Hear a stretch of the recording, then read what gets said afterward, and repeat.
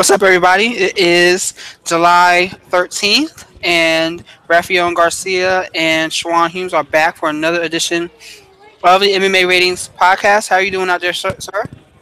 Oh, I'm doing well. How about yourself? Good, good. You got a lot of background sound. Are you moving around a lot right now? Yeah, I just had to put a couple of kids down before I had to. I mean, help them get settled, not put them down. I mean, hey, look, I don't know what goes on over there in the Humes I had to household, but fix if that. you As soon got as I to said, I was like, oh my god, that's not good. if if you got to put people down, hey, this recording will not be used against you in the court of law. How about that? Oh, okay. Well, as long as it's not going to be used in court of law, because see, man, they're looking for an excuse to catch a brother. They are out here in these streets. So thank you everybody for listening to another edition of the show. You can always like and share our content here on YouTube. Give us a follow on MMAratings.net on Instagram and Twitter. Check out the actual website at MMAratings.net, and also listen to us on where we are at SoundCloud, Stitcher, iTunes, iTunes, YouTube. and YouTube. Yes, we will repeat all that at the end of the show. But again, thank you for listening to us once again. So, as always, we're going to be talking about a lot of things in the combat sports world. As always, we got this kind of big thing going on right now with Floyd Mayweather and Conor McGregor. We'll be talking about that and Wait a a minute, couple they're of, fighting? man, I don't even like that's going to be. I was watching the show before the list, and they've spent 45 minutes of their 1 hour allotted time talking just about that fight. So we're going to talk about that. We're going to talk about UFC 213 and the tough finale. And we're also going to talk about UFC Fight Night 113 as well. So, again, thank you for joining us. My name is Raphael, and Schwan is also on the mic as my excellent co-host. And we're going to jump right into it. Mayweather and McGregor. So, Schwan, did you watch the two pressers from Toronto and LA? Yeah, I actually did watch them. I didn't think I was going to, but I decided to take the plunge, and I have to say it was pretty entertaining. First thoughts. Uh, well, to be honest, I really thought Mayweather. I thought his trash talk was a little off. There were a lot of key points he could have hit on that would have been factual that he could have really used against McGregor, and he went with the money comment, which is good. It's a good routine. It's a good shtick.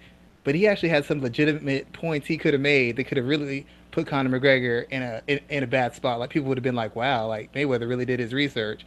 So I was a little disappointed by that. I was shocked at how much coverage it got. Like there was almost 1 million people watching on YouTube, and like Twitter was locking up. It just amazed me how many people were paying attention to this. I could not believe it. Yeah, it was definitely something worth watching. It was a hell of a moment there, and I have friends that I know absolutely nothing about mixed martial arts. Asking me about this fight, as I've said, some kind of glance back and forth at the commentary. I wrote a piece on Complex, actually, my first piece for them, covering Mayweather and Congratulations. McGregor. Thank you, sir. I saw Andre Ward had comments.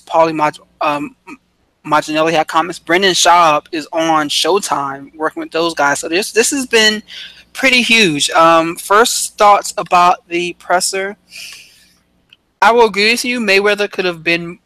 I, this is weird because we're not talking about the fight yet. We're talking about press conferences, and even when we looked at Mayweather's past press conferences, we never looked at it this way.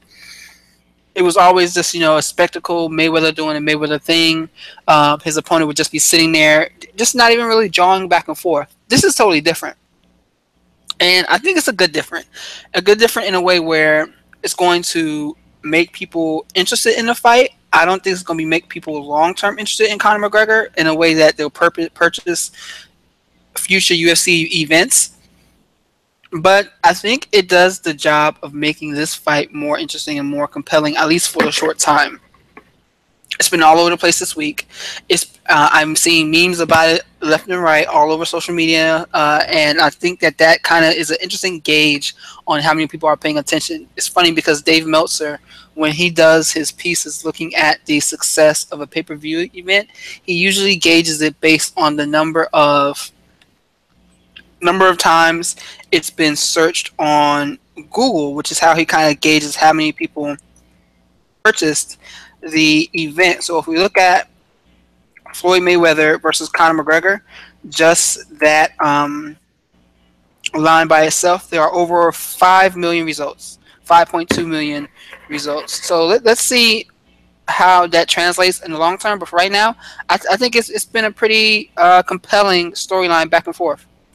Well, the thing about it is they're also making money off this. Like they're charging people to be in, and there's got to be some kind of deal where Mayweather's making some money on the back end of these appearances with the TV deals and the rights that are going to be on Showtime or something. I know there's no way he's doing these appearances and not making money on the other side of this.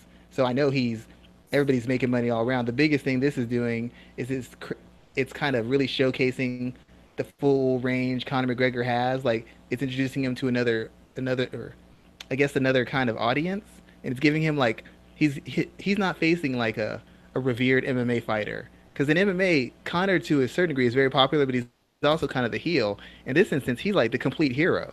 Like everybody's on his side, except for the Mayweather types or the boxing purists. Everybody's on his side. They want to see him teach Mayweather a lesson. They want to see him humble Mayweather. So Conor's getting into like is this hero, is this guy who's going against the unstoppable juggernaut. He gets to really play up this character and kind of build a whole new fan base, people who were just not aware of who and how he was as a person. As long as he doesn't go too far out of pocket, I don't see how this doesn't benefit him, not just as far as fighting, but years later in other business ventures. I mean, now he's got a promotional license too. I mean, and he's promoting the biggest fight of all time. Like this is just such a huge jump start for everybody involved in it. This isn't just like a minor. He's getting paid 100 million or whatever. This is 100 million. His promotional company's off. He's becoming a crossover media star. Even if he loses the fight, all the opportunities that come as a result of fighting a Floyd Mayweather are just going to keep pouring in because he's taking full advantage of it. He's not just I'm going to beat him. I'm going to teach him a lesson. I'm going to let my fist do the talking. He's embracing the moment. He's playing up to the fans. He's playing a caricature of himself, and he's really squeezing every ounce of publicity and media attention he can out of this, which is very smart, which is a lesson almost every fighter should learn from. And you want to know something funny? Luke Thomas said it after the first presser, and he's 100% right. This is. I'll turn your volume down a little again, a little bit. But yeah, go ahead. This is Conor McGregor's red penny night. If you think about it, the way he went after Chad Mendez, the way he went after everybody on the UFC roster, saying that he's there, red penny night, that's their big payday.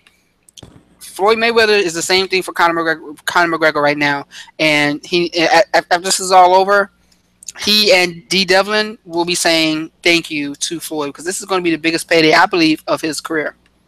Let me ask you a question. Go right on ahead, sir. Yeah. Well, like, like how Conor's famous for saying, like, it's red panty night for whoever is fighting me, Yeah. That's his little catchphrase. Floyd's a smart guy. Floyd's got people on his payroll. How does Floyd not turn that against him when they're talking trash to each other? How does he not use that exact same line? It's red panty night. I'm going to change your bum life around. Like, how do you not use that? I mean, it's like there's so much artillery for him to use. He could say, I'm the Conor McGregor of boxing. It's red panty night when you signed the contract to fight me. I'm changing your bum life around. You used to making $3 million. Now you're up to hundreds. You turned Nate Diaz into a millionaire. I turned you into an 8-figure fighter. It's like there's just all this ammunition he has, and I'm like, how are you not using any of this? I know it doesn't change the effect of the fight. Yeah. But it builds the interest. It kind of because fans love that kind of petty back and forth between athletes. We love it in NBA. We love it in NFL. We definitely love it in fights. And I don't understand how he's not hitting on these points, or even the real fight.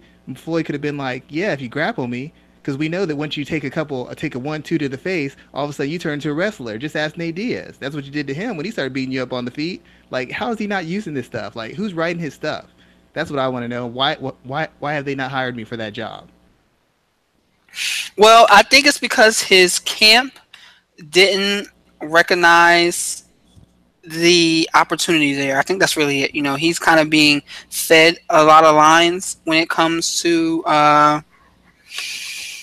when he was being fed a lot of lines when it comes to some of his quips back in the day, but I think that they'll pick it up as the promotion goes on, as we get closer to the showcase, because I do these two guys again. Another piece of commentary I thought that was very interesting. This is a different Floyd Mayweather than that fought Manny Pacquiao or fought Andre Berto. That Floyd Mayweather was more relaxed. He didn't take verbal shots at people, and that's just how it was. This He's kind of Floyd, turned into the Oscar. When they had the first that's fight with exactly what I Oscar was De going La to Hoya, say. Yep. he's turned to Oscar De La Hoya now. Well, not Floyd hasn't turned into Oscar De La Hoya. He's gone back to being that Mayweather, meaning that he's taking shots at Conor. He's getting up there with the flag, dancing around with it, saying whatever he wants to say. I think he's slowly reverting back to a more pronounced Money Mayweather than the reserved version of him that we saw in recent years. So do you think that's a matter of him recognizing the event, or is he just trying to keep up with Connor? I think it's a little bit of both, because he is putting himself in a position like this is going to be a huge event. Like they're charging $99 to watch this fight, and I think that is I think that's because they believe it's going to be bigger than him, than the Pacquiao fight and the Canelo fight. I'm starting to agree with him. I think it's going to be bigger than both of those fights. Yeah, I would agree. I would agree. The Canelo fight, the Pacquiao fight.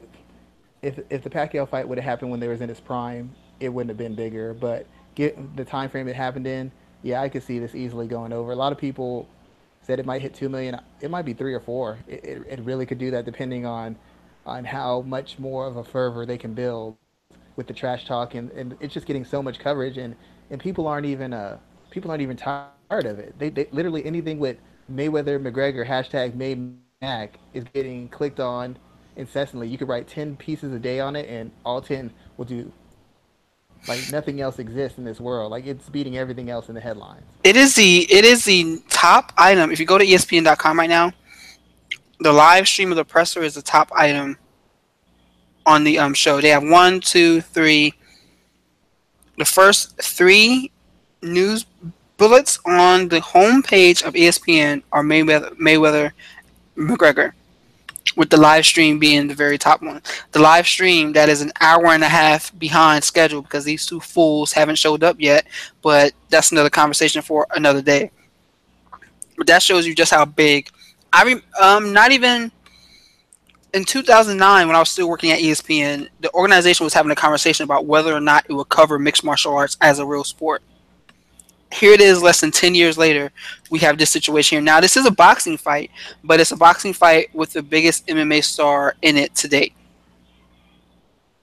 Yep. There's another aspect I'm thinking of this.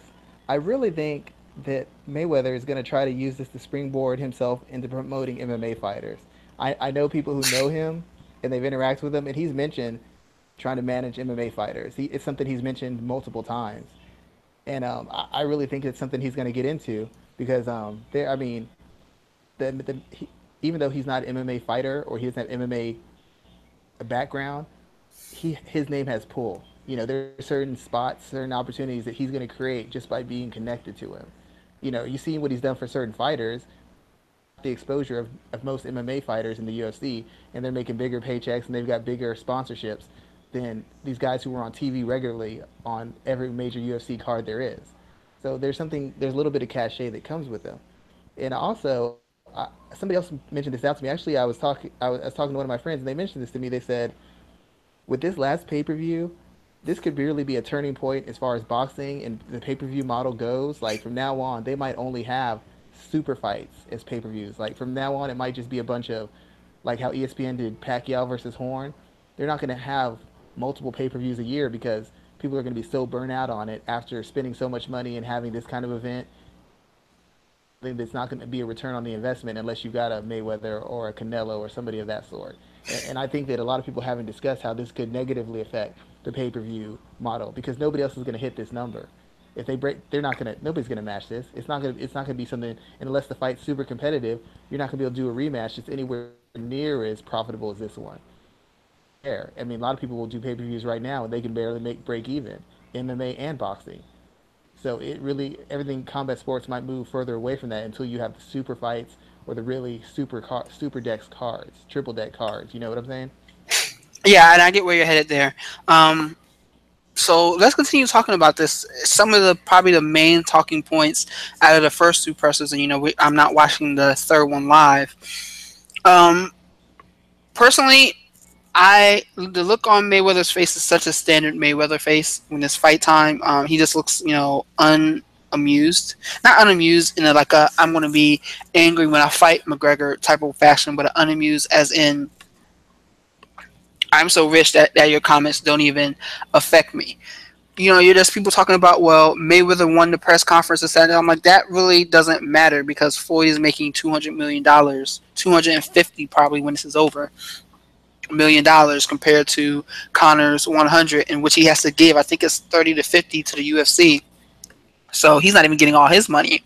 Um, what are your thoughts on that, on those type of commentary points? Is that a meaningless conversation, or does that notion of is McGregor getting into Mayweather's head worth the conversation?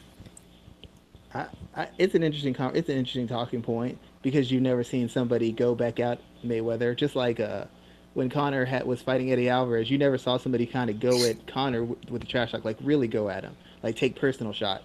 So you wonder, is that going to affect him because this person's never been in this spot? Mayweather's had people say things, but he's never had people say things who are bigger or comparable stars to him.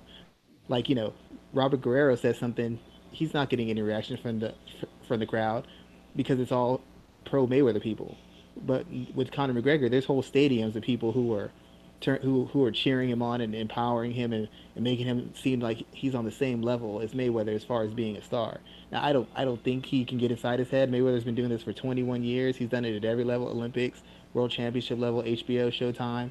He's broken pay-per-view records before, so I don't think it's getting in his head. But I could see why people would have that discussion, just because you've never seen someone come at Floyd like this. You never really seen Floyd get animated. You haven't seen him this animated in years. Like you said before, he's been the cool, like, oh, everybody's got a plan so they get in there, 49 to try, 49 to fail. He doesn't seem as amped up, and I don't know if he's doing that to build up interest or he's doing that because he feels like, because Floyd Mayweather doesn't want to lose at anything, so he feels like he's losing in the public eye or he's getting clowned. He's gonna react to try to get that back, to get that credit back. So it's a legitimate talking point. It's an interesting point. It helps fuel sales, but I don't think he's really getting in his head. The money part, that's always an interesting part because even though everybody gets tired of Mayweather talking money, what do all MMA fans talk about when it comes to fighters? Money. Why aren't the fighters getting paid more? Why aren't they getting more opportunities? The UFC sold for $4 billion. How come they're only getting paid 20,000? So the money thing is the bigger factor to me because even though MMA fans and fans in general are saying Mayweather talks about money too much, it's about the fight. The fact of the matter is, it is about the money. If this fight couldn't generate money, it wouldn't be made. Conor McGregor wouldn't be asking for this fight or pushing for it if it couldn't make money. Mayweather wouldn't be pushing for it if it couldn't make money. MMA fans would have nothing to complain about if all their MMA fighters were getting paid the salary they thought they should get paid. The money is the most important factor because it affects boxers going forward. It affects MMA fighters going forward. Let's say Conor decides to fight on. Can the UFC even afford to pay him to fight anymore? Like, this affect the money affects everything on multiple levels. That's the most important talking point out of all this. Even though it's not interesting because it's not the fight, the money is really what drives and created all this opportunity. If there's no money behind it, none of this happens. Yeah, and I think that this is a situation. I think it's going to be interesting to see what happens after this fight. A lot of people are going both ways, kind of predicting if McGregor will return to the sport. I think that's kind of like an open conversation. I believe he will, just because I believe he will because he won't be so quick to just cut and run. But he is going to become a hot commodity. We may only see this man fight once a year, or he may only fight on particular days and particular times of the year, some along the lines of what Mayweather does. And I think that this is going to be very interesting. I think this is where we're hitting a turning point in the sport because he's really becoming a huge star, and I think it's compelling to see someone who has really shaken up the way he is managing his career, the way he is pushing back against the UFC and doing whatever it is that he wants to do. I think that this is important and it's going to change a lot of things for fighters across the board. Yep. I'm hoping, like we've had this discussion before, I'm hoping more fighters take note, and I hope they do it in a positive way. Like Mayweather kind of changed boxing when he got out of his slave contract with HBO. He paid his way out. He bet on himself. He got the fight. He won it, and he built his empire off of that. And while every fighter can't be Mayweather because they don't have the talent or the work ethic, what every fighter can do is maximize their earnings by mastering their crafts and looking to get as much money as they can, not just off your salary, like, oh, they're paying me $5 million, but there's other things you can do to develop money. Mayweather gets money from seats, from pay-per-view, from appearances. There's a lot of different things you can do, and Conor McGregor's essentially followed that blueprint. He's just diversified his options instead of just being happy with getting a paycheck from the UFC. He wants to be a co-promoter. He wants to start his own promotion. He wants to expand into other in outlets. He wants to do those things, and a lot of fighters only think, well, I'm only getting paid this much. But if you do these other ventures, it doesn't. It just increases your brand's ability to make money, but it also increases your presence. And having a broad presence and appealing to a wider group of people and being involved in multiple things, that's what turns you from a popular fighter into a star, into a superstar. That's where all the money comes from, the diversification. Having a range, it's like being successful in the fight game. You have to have a bunch of different tools. You want to be successful in the money game, you have to have a bunch of different tools, and you have to look for a bunch of different opportunities, and you have to be willing to push yourself, market yourself, and take different chances. A lot of these fighters just want to get paid for fighting, and it's never been enough. It will never be enough for the people who make the really, really, really big paychecks. All the people who make the really big paychecks are doing a lot of work outside of just training and fighting. The people who make the real money. Uriah Faber doesn't make Conor McGregor money, but he's made better money because he's done real work outside of fighting. Conor McGregor is making money because he did real work outside of fighting. Same with Mayweather, same with De La Hoya. If all you're going to do is fight and make your little appearances, you're going to get what you get. If you want to do those other things, that's where the real money comes from. That's where the millions comes from, and the co-promotions come from, and the opportunities like this come from. You have to take it. You have to take control of things and stop essentially just asking for money. You have to do something to put yourself in a position where you can demand it. So you said a lot there, and I definitely kind of agree with you on that. This is a big moment for Floyd, not Floyd, excuse me. This is a big moment for Conor, and a big moment for MMA fighters across the board because they have to learn from this opportunity. They have to treat themselves. I think one thing that I really think is going to go away: multi-fight deals. Fighters are signing 6 and 8 fight contracts. I think that goes away. You're gonna start seeing more 3, maybe 5 at the most fight contracts because they're going to want to be able to the same way it's going on in the in the NBA right now. Stars are signing 1 and 2 year deals because they're like, I want to be in a position to leverage my financial strength, and I think you're going to see that more often with fighters as well. 3 fight contracts, maybe even 1. Kind of can legit sign a 1 fight contract with the UFC going forward, and I believe they will pony that money up. So it'll be interesting to see how that changes the landscape in that one area of the sport as well. So another big talking point that came out from the press conference, and I want to kind of address this because I've seen commentary on it back and forth, is the use of McGregor's use of the word boy. He said the phrase dance for me boy, or dance whatever he was. He said something along those lines in reference to what he's going to make Mayweather do during the fight. And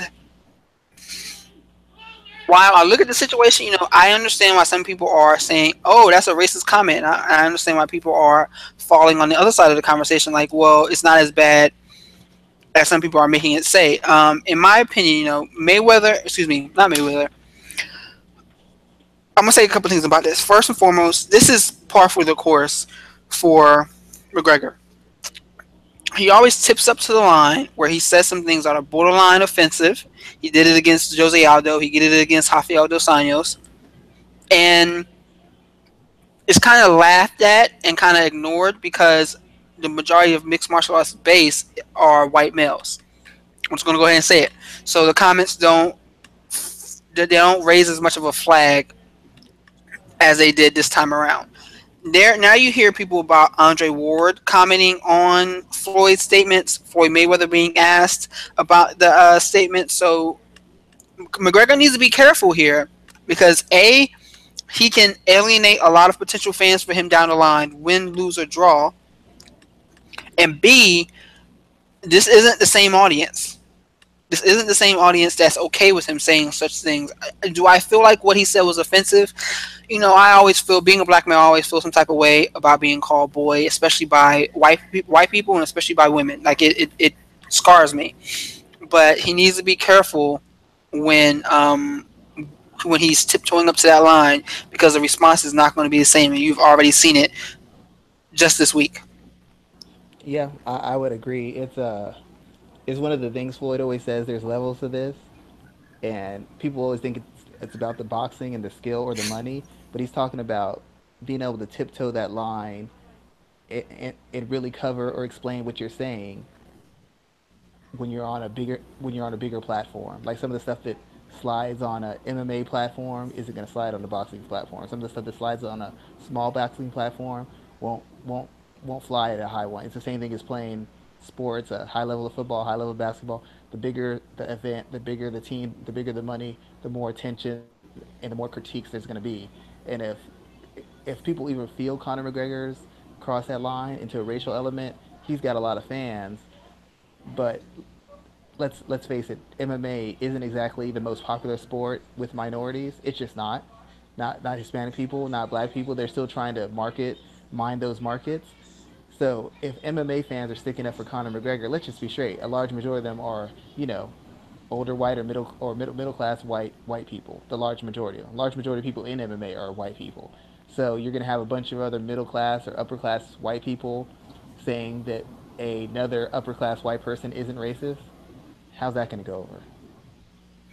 Yeah, I mean, who was it Bob Arm that said, what is it? He called it skinhead homosexual wrestling or something like that, something along those lines. And they want to be careful with McGregor and what he says going forward because it can have a long term impact, not only just to this fight, but McGregor's cachet and MMA as a whole. So I definitely agree with you on that. Again, Imagine if he says something. Let's just say he says something that could be taken as racist, right? Let's just say that, and the yeah, UFC doesn't reprimand him, and there's a big storm, and there's a big controversy over that. You know who will win out of this deal, don't you? oh, go Tyron ahead. Woodley. He'd be like, "Look, Yeah, this is what I'm dealing with." mm-hmm. He's saying these racist things. He's their biggest star. He's saying these things, and what's worse, not only is he saying these things, you got the fans defending it. You got the UFC defending it. They ain't reprimanded him. They haven't said we're not associated with this type of behavior. They're just clapping and co-signing. I mean, it's a very delicate balance, and Conor likes to push it, and I like to think he's smart enough to know what line to back off of. But if in fact he is not, he could really create like a conflict for himself moving forward, not just in this fight, but moving forward that could hurt his business opportunities, hurt his wife or his family's business opportunities. Because once you get the racist label or some kind of label like that, impact, especially when your appeal is to fans, when your success is dependent on people supporting you. Yeah. There's going to be some interesting. I don't want to say fallout from that, but there's going to be some interesting commentary back and forth. So I want to move off of Mayweather McGregor because we got a lot to talk about. And I'm sure next week we'll kind of look at the Brooklyn press conference, which is going on right now.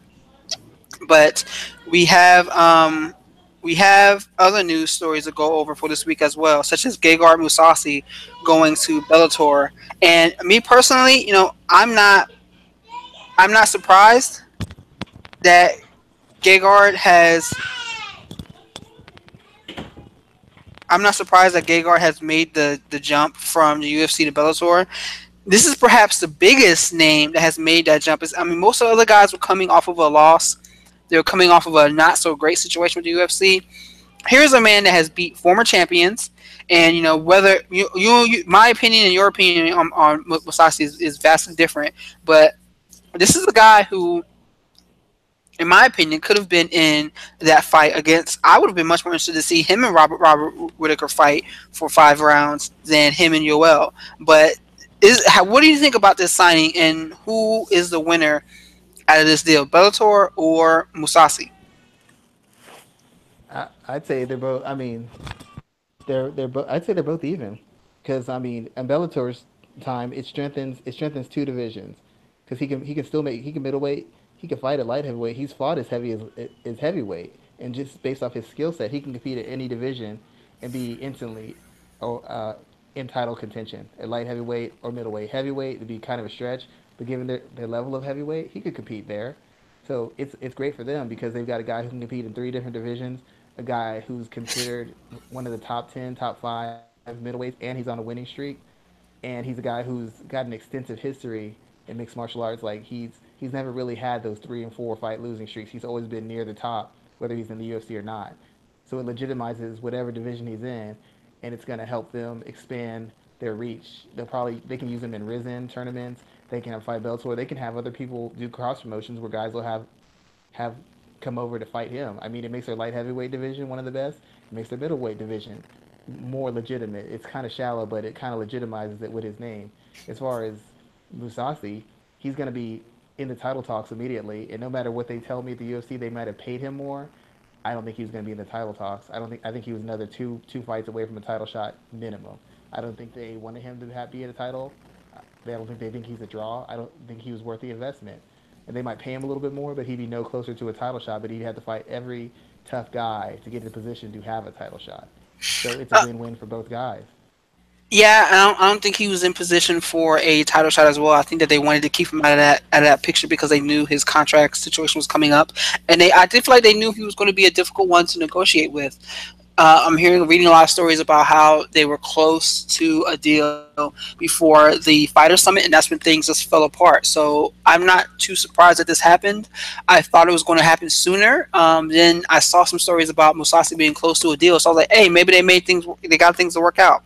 But that doesn't seem to be the case, and now we have a potential for Musasi stepping into Bellator, and he's already put himself close to some pretty interesting guys. He's mentioned Chael Sonnen, Rory McDonald. He's mentioned fighting Ryan Bader. Rafael Cavallo is oddly enough fighting Alessio Sakara, and that fight is booked for December, which I think is horrible matchmaking, but that middleweight fight is potentially out there as well too. So we'll see what happens with them. I think there's a lot of opportunity there for both. Oh, they made that fight for sure. Yeah, it was announced yesterday. How do you just sign him and not immediately put him in the title fight? What I think, man, honestly, I would not be surprised. I was laughing at this, thinking about this yesterday. I believe they were talking about this fight before Musasi got signed, and the contract was out there. And once they saw Musasi was signed, both fighters quickly signed that contract. Think about it. That's what I would do. If I was their manager, I would tell them, okay, you need to sign this contract before it's snatched away and they give the fight to Musasi, because neither man wants that. Yeah, I see that point of it, and that's very valid. But if I'm the champion, like in Bellator, they have more sponsorships. Musasi is kind of a big name in MMA. Like, he's not a superstar kind of guy, like a crossover, but he's the kind of guy who can get you more sponsorships because it's going to be an event that, Musasi in his first title shot, that's going to be some of the highest ratings Bellator gets all year. People are going to pay attention to that. You can generate that into more money into your pocket. Rafael, he's good, but Sakara's not great, but Alessio might beat him. I've seen worse upsets. I've never been super impressed by the middleweight champion. He's been like, I think he lost to Manhunt the first time. I think he could have lost the second time before he finished him. So I don't know that. What if he loses? So he lost out on a money fight because he decided to fight Alessio Sakara first. I get it from Sakara's point of view. I don't get it from the champion. I'm trying to get the biggest guy who draws the most attention because that helps my sponsorships.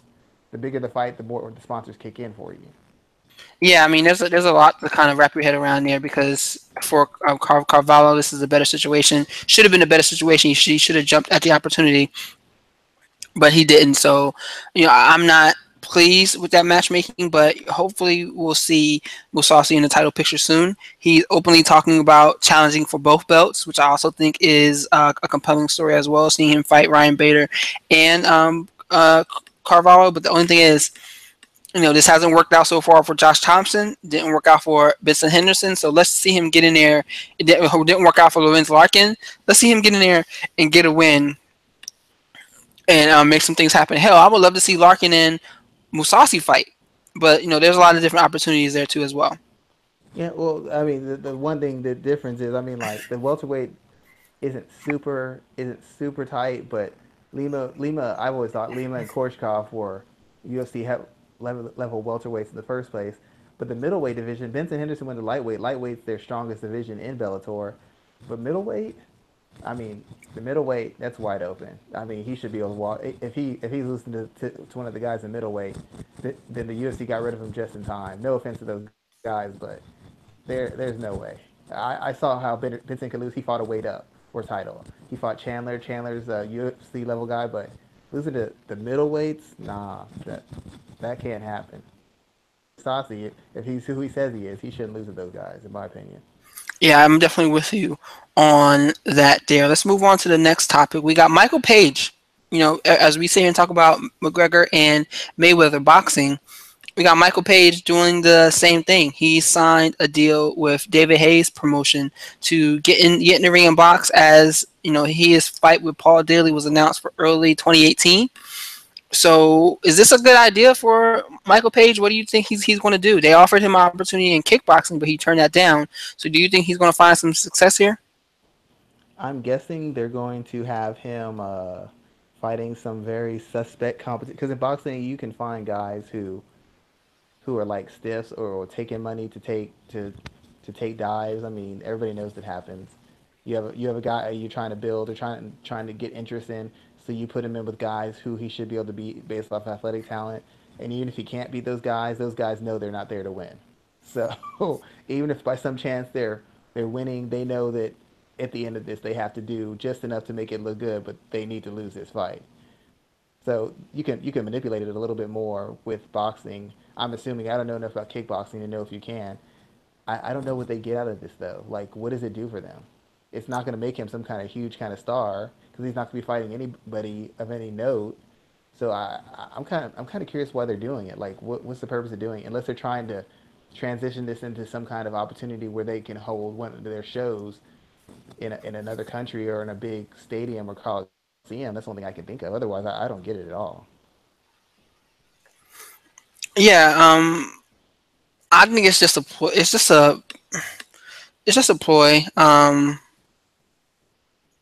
And it's nothing that's too it's nothing that's, I don't want to say newsworthy. I don't think that's the right word because I see that there's pieces about it all over the place. I'm not too. This doesn't make me want to watch Michael Page fighting. It doesn't. I think it's just another way. It's another way for fighters to kind of continue building their brand and stepping outside of the cage to do something different. Yeah, I just like I said. I mean, he's not going to be fighting anybody of any. I mean, not to my knowledge, he's not going to be fighting anybody of a high skill level. So it's going to be like what he does in Bellator, fighting a bunch of guys he's supposed to beat. And he's not a boxer. I don't even know about his real. I mean, there's got to be some kind of angle they're playing where they're trying to get leverage so they can hold their events in a certain area or a certain country in a certain part of the country. Because there's no other reason for this. Like financially, I just don't know what they get out of it. If you pay him a huge sum of money, he's not a huge star in MMA. So what do you get out of putting him into these fights? Yeah, what do you get out of it? Yep. So let's move on to the next piece here. We are talking about Dana White Contender Series first impressions. Did you watch on Tuesday? Yeah, I watched some of the fights. They were not bad actually. What are your thoughts on this, man? What is the? I think this was a successful event. Um, they had some good bouts. They signed two guys to UFC contracts, and the other two guys who didn't get signed, they got some strong exposure there. So what are your thoughts about this, and how do you see it going long term? I'm kind of curious, like if they're doing this show now, what's the point of the Ultimate Fighter? Because essentially they do the same thing, except this one you just get high. In theory, you should be getting higher level fights, and you just get the fights right away instead of having to go through the drama of and two coaches and all the built up conflict of the show. So I'm kind of like, what's the point of having the Ultimate Fighter now? Yeah, what is the point of it? Well, that's interesting that you say that because they just announced the next season and it's Justin Gaethje and Eddie Alvarez as coaches. So I think it's more about building the fight for the finale than it is for building the athletes coming through the show. Well, it's hard. It's supposed to be something to develop, develop contenders or New develop stars. prospects. But recently there haven't been that many prospects. It's been kind of hit or miss. They've been using veterans. They've been trying to find different spins on it. But if you're going to have an actual fight show where you're going to sign people to contracts and have top notch who are UFC quality at least, then it kind of takes away the point of having a reality show, especially one that's ratings have been sagging and they cost a lot of money to run. Like it seems counterproductive. It seems like redundant. Like you're getting high quality fights with named guys without having to sit through 45 minutes of drama. Hmm. So It I mean, really I does. like the fights. I like the pacing. Snoop Dogg seems to be quite funny. Him and Uriah Faber is a commentary team I did not think I would enjoy. So that was pretty unique. It's like it's still fights, it's still MMA, but it's different enough. It's kind of like when HBO did Boxing After Dark, or Showtime does their show boxing with the prospects. It's a similar to the bigger package, but it's like you got guys who are a little bit hungrier, guys who aren't as known. It helps them perform on a stage, kind of break into the mainstream, get somewhat of a name about them, and it gives you good quality fights. So I'm a fan of it, and it's a little bit it's different from the UFC. Is the presentation and the commentary is a little bit different. So I appreciate that, and I think it's a good idea. I just don't know what it does as far as the Ultimate Fighter. That's where my biggest question comes in. Yeah, like what is the point? I think they're going to keep it around just because it's a big deal for Spike ratings wise. But I love the contender series. I love the idea of it, and I like that they're also adding guys who are currently on the UFC roster, kind of putting them in place to get some comeback fights, some makeup fights to kind of get their ground back under them. So I think all in all, this is a very powerful thing. It's something I've been calling for years. And I just think that this is something that I believe will have a long term value to the UFC, especially with it being free. Well, not free; it's on Fight Pass. Fight Pass isn't free, but this is a good opportunity to continue building that platform as well, kind of along the same ways that WWE is using the platform, the WWE Network, to build NXT, which is one of their biggest brands right now, and it builds young stars that become main eventers for their flagship shows in Raw and SmackDown.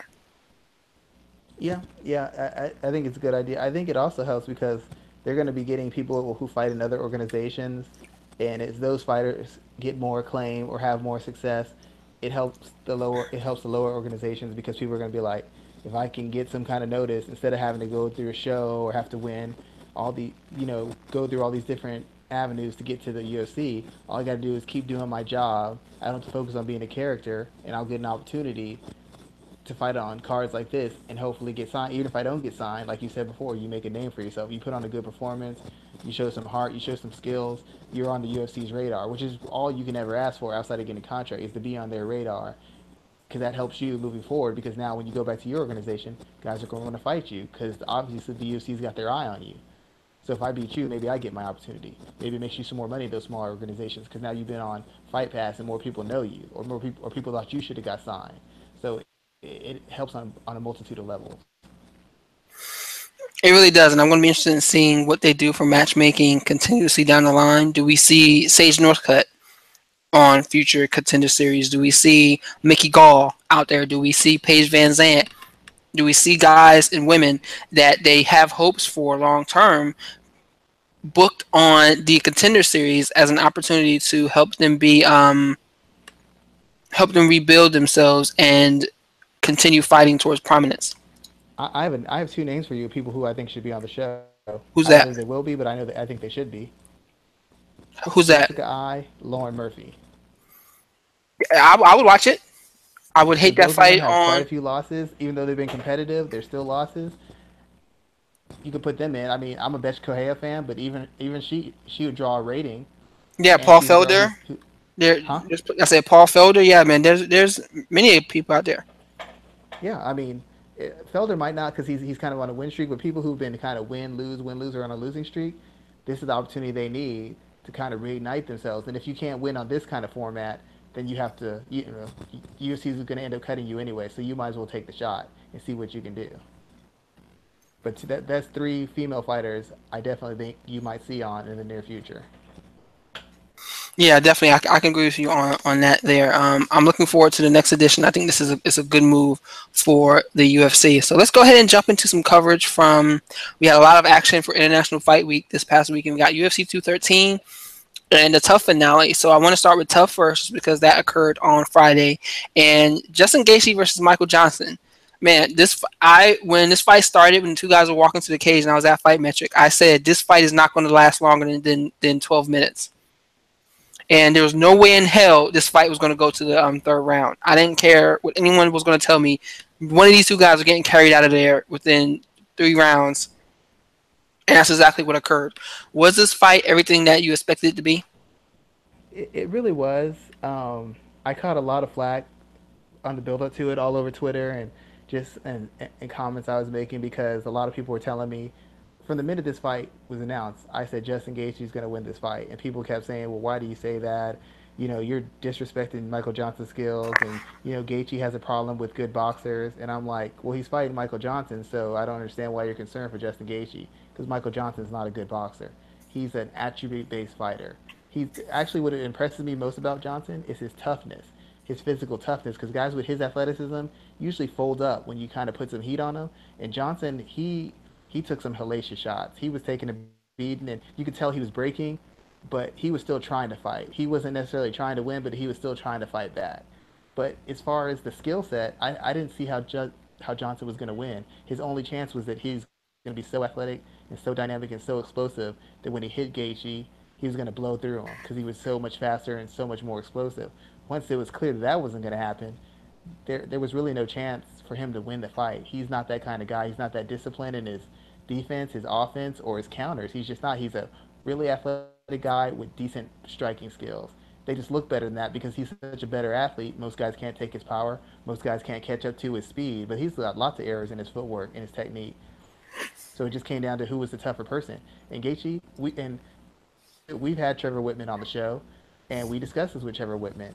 Gaethje's a lot harder to hit than you think he is. He's a lot more technical than you think he is. I used to think that he was just a caveman getting beat up, but he's not. He's very technical. If you watch the fight again, he was rolling with a lot of shots. A lot of the shots were landing on his guard. He was smothering a lot of those shots. He got hit clean, but he wasn't getting hit clean nearly as much as you thought he was. And he's very systematic in his approach. He works the body, he works the leg, he ups the pressure, he gets into those clinches and starts wearing you out. It's like an educated brawler. There's a layer of technique and nuance to his fighting style that if you don't know what you're talking about, you can't see it. It's just he's so violent and he puts so much pressure and so much volume. It looks like a sloppy brawl, but it's really quite technical. And he performed the way I thought he was. I didn't think that if Johnson didn't get him out quickly, I didn't think that Johnson's skills would hold up under pressure. I didn't think his athleticism would hold up because you burn so much energy being that explosive and depending on your speed instead of actual correct technical footwork. And once he slowed down, I knew Gaethje was just going to run him over. And I was impressed. I mean, just the level of ferocity. I knew Gaethje wouldn't take a backward step, but Johnson was really fighting hard. Like he was really fighting to prove a point, and I think he did himself a great service as far as the quality of his performance and the effort and the heart he showed in it. I mean, to have that kind of fight, you had to have two fighters willing to engage and go to war, and they had two fighters who were willing to engage and go to war. Yeah, and that's definitely what it was, man. There was a moment where Johnson had Gaethje, excuse me, had Justin rocked very badly, and dude looked like a tree bending in the wind when he took the shots, and he kind of leaned back, and you see him lift one foot up off the ground, trying to stay on his feet. And Johnson could have tried to capitalize, but he was hurt too, and he couldn't come forward to fully capitalize on the moment. So it's moments like that, situations like that, where it's like, yo, these two guys were going at it. I sent the fight out to a couple of my friends just to kind of get them to watch it, and they were like, this is absolute bananas. I mean, even myself, I'm sitting here thinking, maybe I want to get back into the cage. Maybe I want to fight one more time this year, next year. I watch that. I'm like, absolutely not. I want no parts in that type of foolishness. That was a crazy fight in every sense of the word. Is a fight of the year for you? As far as I mean, technically, I couldn't say it, but as far as the action and the like the dramatic swings, like there was a point where I was watching fight and I'm like, oh, it's easy work. Look at Gaethje. I'm on Twitter. I'm like, I told y'all. What did I tell y'all? And then he hit him with that uppercut, and I was like, oh, let me stop tweeting. Hmm. I was like, oh my god, don't get knocked out, dude. I didn't think he would get knocked out, but I was like, man, you're about to make me look crazy up here, Justin. You better get on this, dude. I mean, just as far as the back and forth dramatic swings and the level of contact, like the ferocity when they were hitting each other like you would hit somebody who assaulted your girlfriend or your wife or your kids. Like that's how they were fighting.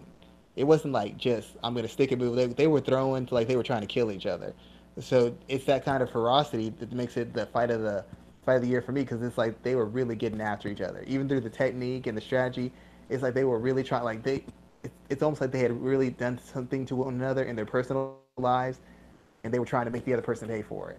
Like I didn't even think I was watching an MMA fight. I thought I was watching like a fight, like a legitimate fight between two guys who just had enough of the other person talking and stepped outside to square up. Yeah, and I mean it was an amazing fight. I definitely enjoyed it from start to finish, and it's something that I'll probably go back and watch again at some point, just because it was such a great moment. Is this One more question about the fight. I had to ask you this. Now, did you see the body shots Johnson was landing on Gaethje? Like, did you see his ribs look like 10 shades of red? dude? Every shot they landed was the type of shot that would finish people. Yeah.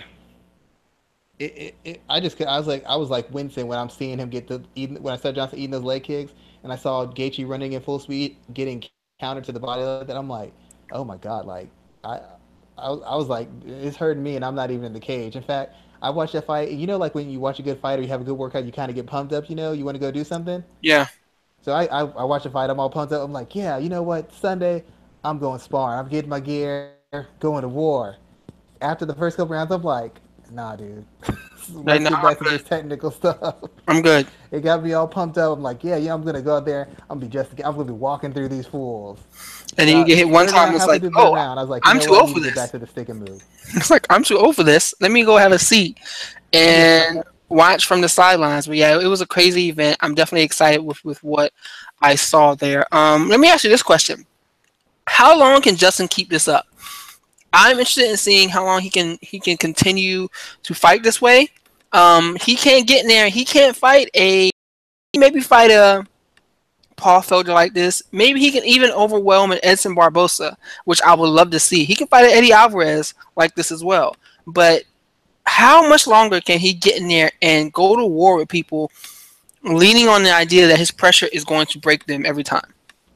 the it the thing about it is if he's gonna come in straight brawling, he said it. He said it himself. He's gonna get knocked out, and that I can almost guarantee that. The thing about it is, it just depends on how much work he's putting into developing the finer aspects of his game. Those the defense, the head movement, the footwork. If you pay close attention to all his fights, all that stuff really improved. And one thing nobody's talking about in this fight was the accuracy of his jab. Everybody was expecting Johnson to beat him with the jab. That's half the reason he kept getting in on Johnson because Johnson couldn't establish or maintain or extend range behind his jab. Gaethje kept beating him to the jab, was jabbing with him and beating him to it and pushing him back and controlling where he moved, and that allowed him to the entry for those body shots and those leg kicks. But Gaethje's pretty much every fight he's gonna have to start. He's gonna have to level up as far as his defense, the tightness of his defense, and the efficiency of his shots, so that he gives himself less exposure. Because it's not you can fight that hard for a round or two, but when you start getting into the 5 round fights, like 3 or 4 fights where you're going the full 5 rounds or taking 4 rounds of punishment, that's when it really starts wearing on you. Those flash knockouts or those big shots, in my experience, talking to boxing coaches, those aren't the ones that really jack you up. What really jacks you up is taking 4 rounds of punishment, or if you're boxing 10 rounds of punishment. Those flash shots that just rock you, put you on your heels, those are damaging. But what's even more damaging than where you're just eating shot after shot after shot. Gaethje's actually really improved his defense. His defensive footwork's a little bit better. He can make guys miss a little bit, and like I said, he rolls with his shot. So he catches them on the top of the head, he catches them on his guard, and he kind of rolls and takes some of the heat off them. They hit him, but they're not hitting him as clean as they should be. So if he keeps doing that, he's going to be able to extend it. But the fact that he applies so much pressure, it guarantees he's going to get hit. And against the right kind of hitter, you know, it's going to catch him. Like he could get knocked out his next fight and then fight two or three other fights and be just fine. But the question is like who's the matchup and if he makes a mistake and who he makes the mistake against. You make the mistake against Eddie Alvarez. Eddie Alvarez isn't the kind of guy who knocks people dead with his power. Edson Barbosa is another question altogether because no matter how tough your chin is, you can't constantly expose it to that kind of abuse. So he's essentially just got to keep working on his defense to the point where it takes away any chance where he's going to get countered or just blown up with the big shots. And like I said in that Johnson fight, he didn't take a whole lot of clean shots. He took a lot of shots, clean to the body, but to the head, he didn't take a whole lot. So I think he could do this probably depending on the clip he fights at. If he takes time off between fights, he could do this for another couple years as long as he takes the right amount of time off in between fights and he's not to recover, to work on his skills, to work on his refinement. But if he's like fight like Donald Cerrone, like 4 fights in 2 months, I don't know that it lasts that long. I don't know that you can fight that style of fight that often.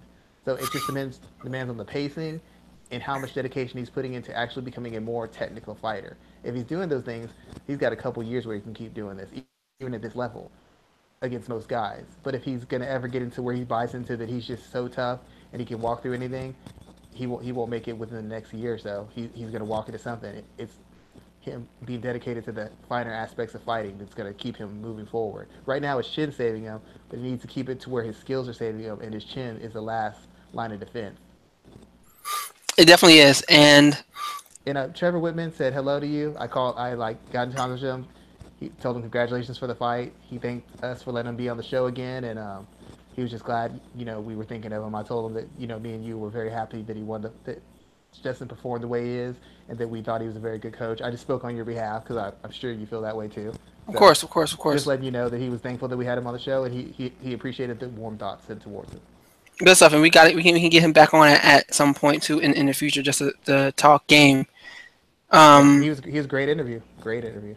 Good stuff. And what the thing about excuse me, Gaethje there is that Justin Gaethje, excuse me, I can't talk today. Is that you said something interesting? It's those war of attritions that wear on you. Those are the ones that do the most damage over time, and I definitely agree with that.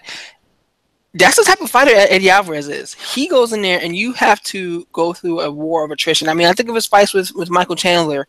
Man, those two things they did some damage on Michael Chandler, so much to the point where that's kind of where his career started slipping for a second, and we began questioning just how much longer he was going to be able to do this. Um, You you Edson Bar, you you're right on that one. Chandler doesn't take a shot like he used to. He does no, not like take they a had shot to like he give him used to. some gimme fights to kind of get this guy back to where he is now. You got Edson Barbosa, man. Edson Barbosa, that fight with Paul Felder was a barn burner. Guys were sitting there trying to kill each other, it seemed, with every shot. And then you look at his fight with Donald Cerrone, it's the same type of deal before he got stopped. These two guys are guys who fight with violence and bad intentions behind every shot, even though it's not the type of shot that may put you out immediately.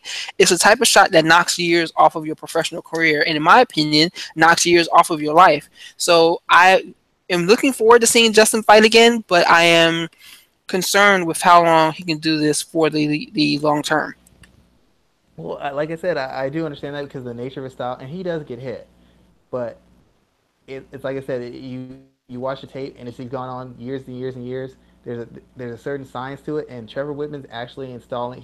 Like Trevor said, he's not going to change anything about Gaethje. He's going to try and make him into the best version of himself, where he can do the things he wants to do, exposing himself to the minimum amount of risk. Now, if you're going to come forward and throw volume, you're going to get hit. You have to accept that. The question is, how do you get hit? How much do you get hit? And the quality and the cleanness of the hits you're getting, the shots you're getting hit by. Gaethje in every one of those aspects has improved. He's got a jab working effectively. Even though he brawls and he looks for power, the fact is there's a system to it. He chops your legs down, and if your legs are hurt, you can't move. But guess what else? You can't really throw power anymore because your legs are gone. By attacking those legs, he's taking some of the power off those shots. When Johnson was landing later in the fight, those were arm punches. They still hurt, but they don't do the damage that when you can rotate your hips and explode into the shot.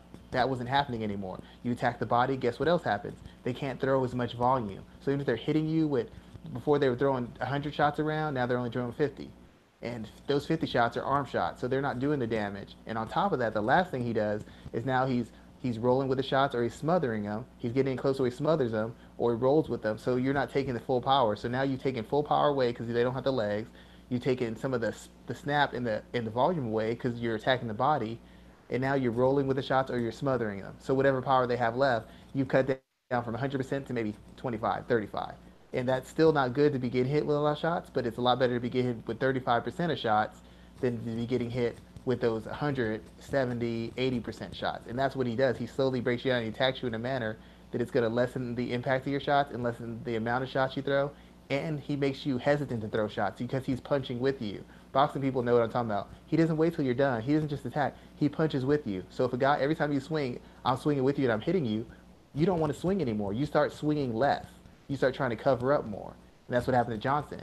So he's just got to keep working on his craft and really getting down to a mastery. He's always going to get hit. You can't apply that kind of pressure without it, but you just have to be disciplined about it. Now, if it ever goes too, he's younger too, so he's still got time. But a guy like Eddie Alvarez, he's been in a couple wars, and that last war he was in with Chandler before he came to Bellator, that affected him adversely. At some point, it's going to catch up to you. I think that Gaethje's taking the appropriate steps so that it's not going to affect him. It's not going to be a huge drop off. There's going to be some slowing, but I don't think it's going to be a huge drop off because his skills are raising up. His skills are raising up even as we speak. He's not just leaning on his toughness alone.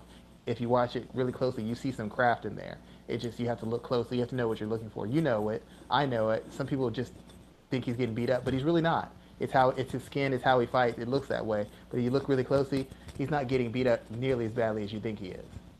Yeah, that's definitely some interesting analysis there. Let's move on to some other big fights from this weekend.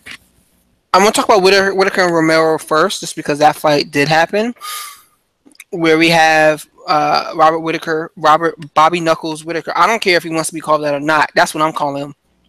But he was able to pull out a 5-round decision for over Yoel Romero. How'd you have the fight scored? I had it for Whitaker. It looked like he swept the last 3 rounds. I'm not sure if the first round could have been Whitaker or Romero, but I think it was ended up being the first 2 for Romero, last 3 for Whitaker. Say it again. He figured him out. I think at one point, once Romero hurt his knee, he thought he had Whitaker like done and figured. And Whitaker, as always, he worked his jab. That front kick just gives him so much freedom. It cuts into your gas tank because it's hitting the body.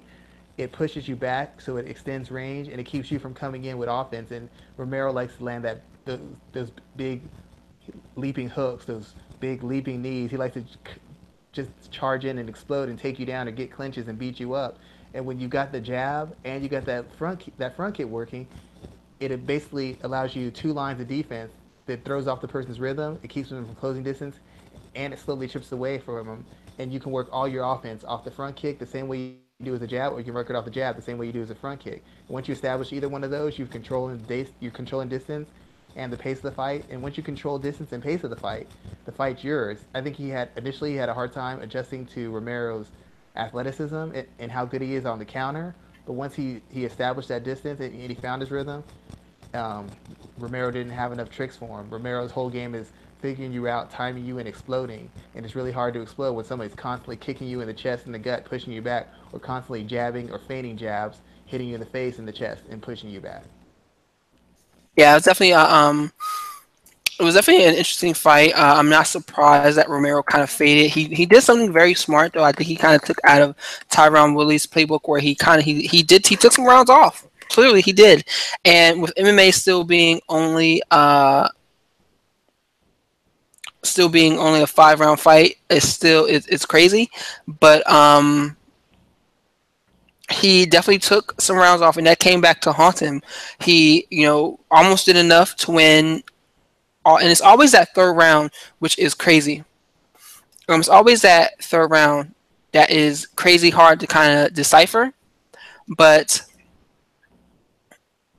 Romero did a lot. He was unable to get those takedowns towards the end, which really played out with how this fight ended up on the judges' scorecards.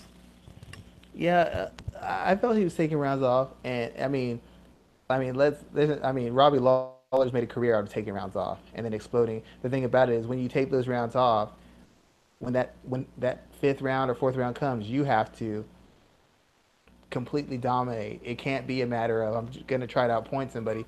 You essentially got to go out there looking to finish and doing everything in your power to finish that person. And that's Romero had enough gas for that because a lot of his fighting, it's not sustained bursts of offense. It's not like where he fights really hard for 2 or 3 minutes. It's bursts will be the 1, 2, 3. It'll be the big knee. It'll be the big leaping hook or the dynamic takedown. He doesn't put together like minutes of offense.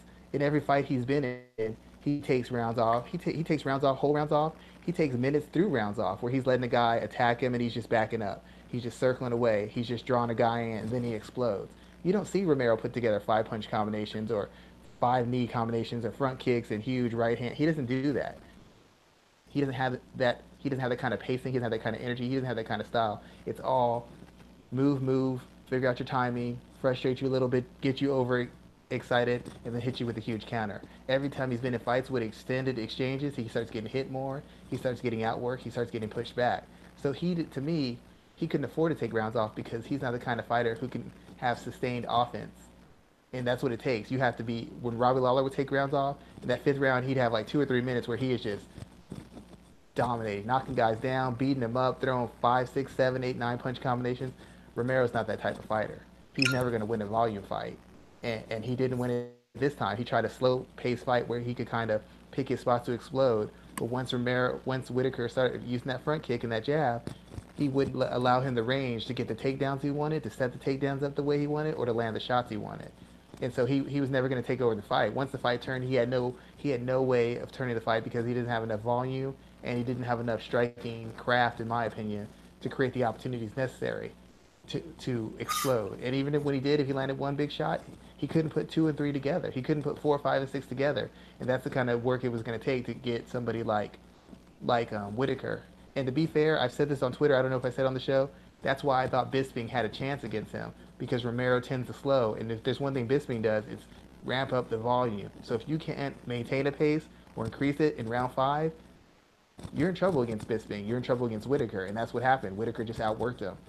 Romero couldn't do enough for a sustained period of time to win the fight. And we just talked about that in depth, and I'm going to touch on some of the things you said. But I just want to I'm looking at social media right now, and you mentioned why isn't Floyd Mayweather taking shots at Conor McGregor when it comes to the money? He's literally opened up he's making it rain on Conor McGregor right now, where Conor McGregor is sitting in his chair on the stage.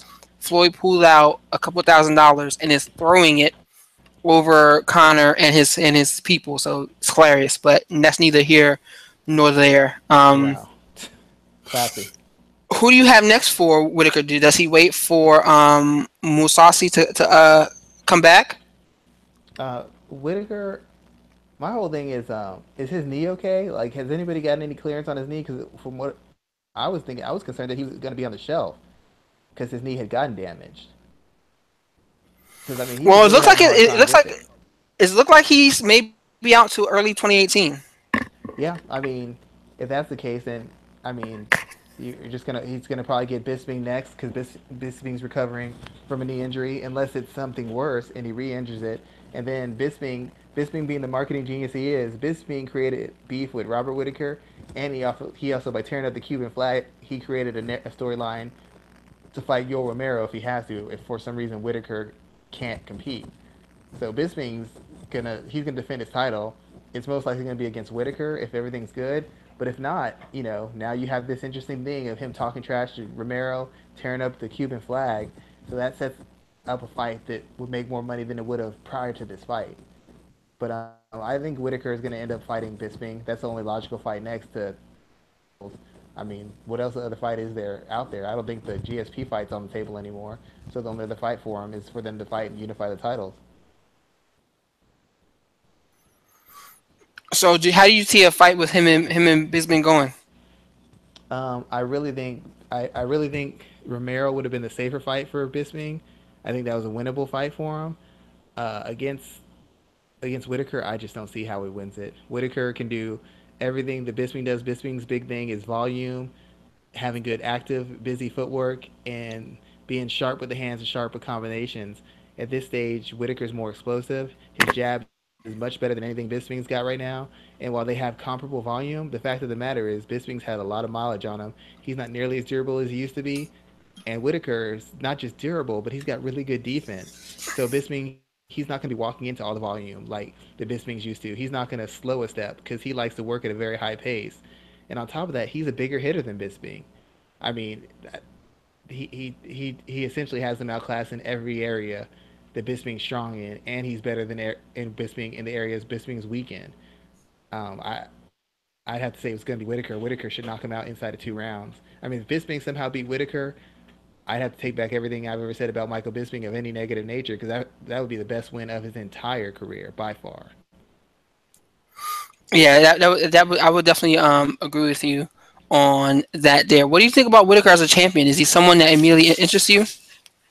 Yeah, I mean, he's got a style that satisfies technical people because there's the feints, there's the jab, there's the front kick, there's the spinning stuff, there's the sharp punches. But he likes to fight. He throws a lot of volume and he's looking to finish guys. I think he has a lot of appeal. I think he could be huge in his own country. Is a huge star, and I think he has potential.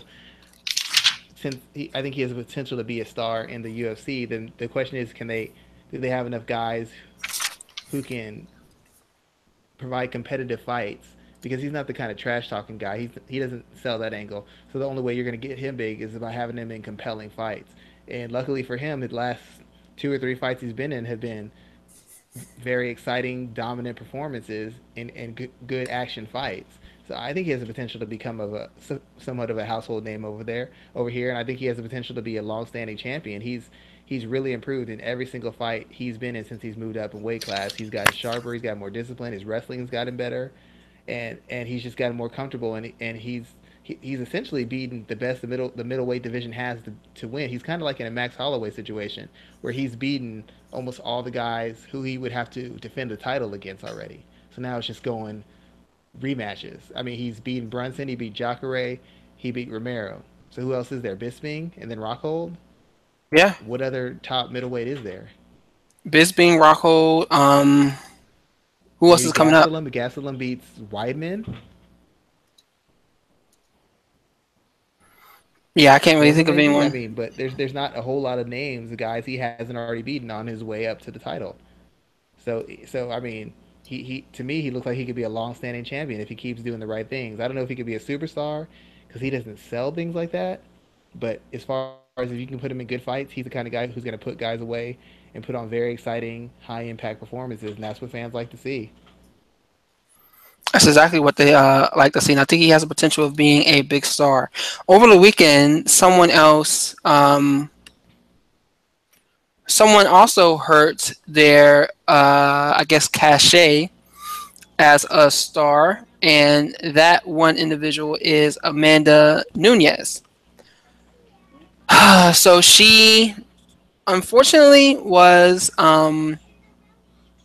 pushed out of the main event because I'm trying to. Originally, it was first reported that it was an illness, and what occurred was on Saturday morning, hours before the fight, she was deemed that she couldn't fight. It was even though she was medically cleared and she made weight for the fight, she decided that she was unable to fight because she was injured, or not injured. Excuse me, she was ill. That's where it ended up. Dana White went on record and saying that he said it was 90% mental, 10% physical as to why Nunez didn't fight. I wrote a piece on ratings today about that, where I think that's a problem brewing within in itself. What are your thoughts on Nunez pulling out of the main event? Uh, I see. I see 2 points of it. The first point is kind of, I get why she does it. She fighters don't make that kind of money, and once you get that title, it introduces to a new lifestyle. I mean, you saw the countdown. There's a new house. There's new opportunities they have, all because of this title. So if you feel you're compromised on any level, and you're not a star, or the company's not 100% behind you, you don't take that chance, because going from $300,000 to fight to, I don't know, 25 to win and 25 to lose is a big hit to take. So from the business aspect, I understand why she shouldn't take the fight, because she would be compromised, and she's historically had stamina issues. So if maybe this is related to it, or maybe this highlights it. So you don't want to go out there against somebody who's already very hard for you to beat and be compromised. There's too much. There's too much money on the table. Once the money comes into play, how you fight, who you fight changes dramatically, because now there's a bigger risk. The problem I have is one is with Dana. He shouldn't. You don't bury your champion like that. You're doing more harm for her moving forward. If she retains the title, and if she loses it, it just makes her look even worse, because you're essentially saying she was scared and she was a coward, and mentally she checked out. So if she loses to Valentina, how does that make her look in the shadows of a loss? And even if she retains it, it still looks like she's scared, like she's a coward. So I'm not a fan of that. But what I'm not a fan of also is, if she knows she's had this problem, I don't know how to treat it. I don't know much about it. I'm not judging her for this, but if you know you've had this outstanding problem, how have you not taken steps to address it, or really keep your eye on it? Because you're a champion now. You're not just opening card fighter, a fight pass fighter. You're the champion. Like, they build whole promotions around you. You wanted to be a name. You wanted to main event an event. You main evented. You're getting all the attention you wanted. You beat up Ronda. Now you're a huge star, and because of this problem that you know you've had for years, and you haven't kept a handle on it, now you've had to pull out of a main event. Mm-hmm. It's and I don't know enough about it to know that she could have done anything about it, or there's any way to fix it. I assume there's treatments you can have, and if she hasn't been taking those treatments, or she hasn't been addressing it, how do you let that happen? You're costing the company millions. This is an event they had scheduled as Nunes versus Shevchenko, and now it's Romero versus Whitaker. And not just that, but they had a fight of the year as far as technique and fight, and now you've been overshadowed by them, and you've been overshadowed by Gaethje and Johnson. And So yeah, there's a it's a lot. huge setback to. Go ahead.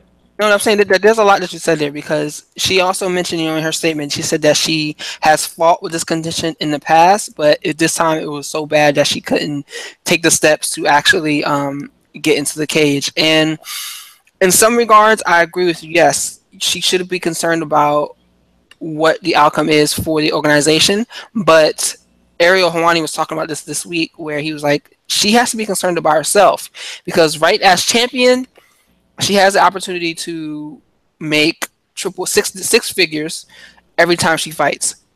She loses that belt, she immediately goes back down to $25,000 show and win, as opposed to $100,000 guaranteed. So from a career and personal standpoint, she made the right move, instead of getting in there at a status where she's less than what she knows she can be. She made the right move, saying, no, I'm going to take a step back and fight another day and make the money I'm supposed to make, because she didn't get paid when she didn't show up. She didn't get paid, but she has the opportunity to correct the situation, because if she loses, she goes in there, she loses to Valentina, and she doesn't fight well, and she's sick, she's not guaranteed a rematch in any shape or form. She's not Exactly. guaranteed. But And let's just say they make the fight again. What if she has to pull out again because of this? I doubt she will. And I think she knows better than pulling out again over this, but it gives her an opportunity to, I think, better But prepare and better win the event. so, two questions. Go ahead. You're a very smart person, and I know you are. We've talked many times. Amanda Nunes has always, what has been her biggest complaint? I don't get any attention. The UFC knows I'm on this huge winning streak. I'm dependable. You need to make me the star. Blah blah blah. That's what she said. And I'm not saying risk your health. I'm not. I understand the money part. I understand that completely. But part of what made Ronda Rousey was she was always there willing to fight. She had injuries. She had knee injuries, wrist injuries. She had a lot of things wrong with her, but she always showed up. Conor McGregor always showed up. Now won, but the fact of the matter is they always went out there and performed. That's part of what gets you that fan base, because you're always one out there to put it on the line. That's what allows you to make that stance that you're a warrior. And I'm not saying she's not. I'm not saying this, but I'm looking at it from a different perspective. And secondly, she's known she's had this problem for a while. Is there no treatment for it? Is there no way to handle it outside of what she's been doing before? Because if this happens again, and she's compromised and she gets beat, then she'll be like, well, my I forgot, I don't know how to say it correctly, but my issue flared Cynistus. up. So it flared up, but you took the fight now. Why didn't you pull back out? If you're so concerned with it, why'd you pull out one time but not pull out the second? Well, because I had to Hmm. fight. Then why'd you just fight the first time? And it's not a fair line of questioning, but it's a line of questioning fans are going to have. And if she loses it and she uses an excuse, I mean, what kind of hell is that going to raise for? So now you lost, but now it's because your issue flared up. Wow, real classy there, real classy Nunes. If she loses this fight, it's just a really bad look for her if she loses this fight. And I understand the whole concept, she has to look after herself, but when you're telling a company to put millions and millions and millions behind you and to push you as the man or the woman at this weight class, things like this can't happen. I won't You, disagree with you there. she's not a Conor McGregor star. They buy that from Conor. They might buy that from Ronda. They're not going to buy that from her. And I know a lot of fighters are standing up for her right now. But those fighters, when other fighters have pulled out on fights with them, they weren't that understanding. They're only understanding because it's not them fighting her. If it was their title shot, they would not be understanding. Yeah, They again, never are. I agree, totally agree with that stance there. I definitely agree with that. Again, I think this is going to be something that the UFC has to learn from because they can't bury their champion the way that they did Nunez here. They completely buried her, and it's unfortunate that they did so in such a way. But it's Dana White didn't hesitate to go on the offensive against Nunez, and I think that is irresponsible. I also think it's irresponsible. I haven't seen any bad reporting about it yet, and I'm happy that has not occurred. And I just hope that we don't see that situation at any point in time. Well, let me ask you one other question. Let's say the fight gets made again, and for some reason she has this issue again, and she has to pull out. Will your tune change? Because it's still her health, but now that's two main or co-main events you pulled out on. How can the UFC back you as a champion? Yeah, I would definitely change my tune then because You understand she's painted herself into a corner now. Even if it yeah, flares up, she has no choice. she has no choice. You're right. You're It, totally right. and if she loses and she says, "Well, my stuff," people aren't going to want to hear that. She's really painted. I'm not saying she should have taken the fight. I'm on her side completely, but I have to ask that question. Now you painted yourself into a corner. You might be compromised, and you're still going to have to fight now. And if word gets out that you're having this problem, or you look like you've had a bad weight cut, imagine if you're in Shevchenko's corner. She looks like she had a bad weight cut. She looks tired. Maybe she's having a flare up again. Maybe she's having a problem again. But now she has to take the fight. So now you have her. Let her push that pace in the first round or two. You know she's gonna be dead after the third one. Yeah, and I think that this is really going to change. It's also going to continue that conversation to change the way fighters are paid. That whole show and win money, that stuff's got to go away. And I think we're heading in the right direction to get that for athletes and their managers to begin to say, you know what, I want to be paid when I show up to fight. The hell with the show and win money stuff because it's getting out of control that these fighters are paying for their camps, going through the whole motions, getting there, and something happens and they're not compensated. Oh yeah, you're right. I mean, think about that. Like that's why I said all the fighters who are on her side now. If it was their paycheck that got hurt, they wouldn't be on her side. Shevchenko had a whole camp, and now she gets her. I guess she gets her show money, but she doesn't get a win money. She doesn't even have a chance to earn it. It's just the opportunity is taken away from her. The thing So I mean, I is, feel she's bad. not even entitled to her show money. Exactly. So you never know what they gave her, if they gave her anything. And I'm not sure. I haven't seen anything saying that the UFC has paid her or has not. But again, she's not entitled to anything. Yeah, because she didn't the fight get canceled. She didn't she could get nothing from that. So people who are upset that she's not being understanding, imagine if you showed up to do your job and they told you you're not getting paid because your manager didn't show up. Excuse me, what? You know, Yeah, that's definitely. what's I'm happening. That's essentially what's happening. So think about her position. Like I said, Nunes has got to take care of herself, but all these fighters who are so understanding, they're not going to be that understanding if you got to show money and to fight money and you got half your paycheck. Every time a fight gets canceled, what did every fighter say? Well, can I get my win money too? Because I showed up. I did my job. Well, Shevchenko might not have gotten anything. So like this you is really just like never a big know. waste for her. Not her title shot, nothing. You never really know there. What are some other things that stood out to you from International Fight Week? What are, from both events? Did anything catch your eye? Well, the Overeem Verdun fight. Somebody actually, Adam Repa on Twitter actually asked me to talk about this a little bit. So I was saying that on the fight, two guys in the fight in the heavyweight division, you have two guys who are on the decline physically, and one guy has actually learned how to navigate the fact that he's not as athletic or as durable as he used to be, and one guy's still trying to find his way into that. And that's Overeem and Verdum. Overeem, during his time with Jackson's, they took him away from his high guard, march forward and chop you up with leg kicks and knees and run you over type style because they recognized his chin wasn't there physically. He wasn't as strong as he used to be, and facing a higher class of heavyweight, he couldn't just blow through guys. So they started having him work on management of distance, efficiency with shots, wider shot selection, pivots, movements, and timing, so that he could pot shot guys and kind of break guys down into distance and then close the show. Verdum has kind of lost a step physically, and his durability isn't quite there. But he's still trying to fight in a manner that he still has his athleticism and his durability. He can't maintain the pace anymore. He can't take the shots that he used to anymore. So as a result, he's still stuck in transition. He's still trying to fight that style, but it just doesn't work the same. He tried it against Stevie and he got just totally blasted. Even when he fought Kane, he was able to wear Kane down, but he was taking a lot of shots in that. If Kane doesn't gas, Kane might have overwhelmed him with the physicality and the number of shots he was landing. Verdum is no longer the guy who can go head first. He no longer has that fearlessness and that ability to take huge shots and keep walking forward. And with that style, without that fearlessness and that durability, he's really an average kickboxer at best. And when he can't apply that pressure and that volume, his takedowns, his ability to force exchanges on the ground, all that goes away. The reason he had improved so much is because he wasn't afraid of taking shots. He was putting pressure on guys. He was getting his hands on guys. He was getting guys down, beating them up on the feet, and then taking them down. He's without that durability, without that athleticism, he's no longer that guy. And he hasn't developed a style that allows him to make the most of the athleticism and durability he has left.